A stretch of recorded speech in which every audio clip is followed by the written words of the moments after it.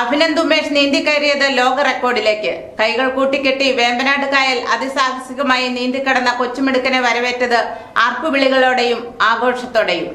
12 വയസ്സുകാരൻ അഭിനന്ദ് ഉമേഷ് കൈകൾ ബന്ധിച്ച് വേമ്പനാട്ട് കായൽ 7 കിലോമീറ്റർ നീന്തിക്കടന്നാണ് റെക്കോർഡ് നേടിയത്. പെരുമ്പാവൂർ പട്ടാൽ ഉമേഷ് ഭവനം ഉമേഷ് കൃഷ്ണന്റെയും ദിവ്യ ഉമേഷിന്റെയും മകനായ Abhinand Perumbavoor green Valley public സ്കൂളിലെ 6ാം ക്ലാസ് വിദ്യാർത്ഥിയാണ്.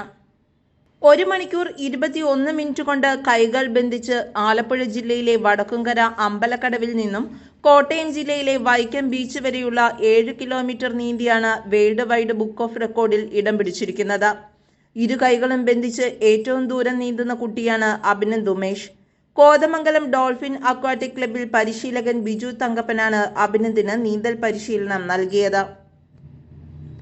Kanjikuzhi block president VG Mohanan, Chennampallippuram ഗ്രാമപഞ്ചായത്ത് പ്രസിഡന്റ് TS സുധീഷ്, രാമമൂർത്തി എന്നിവരുടെ സാന്നിധ്യത്തിൽ ചേർത്തല അമ്പലക്കടവിൽ നിന്നും നീന്തൽ ഫ്ലാഗ് ഓഫ് ചെയ്തു.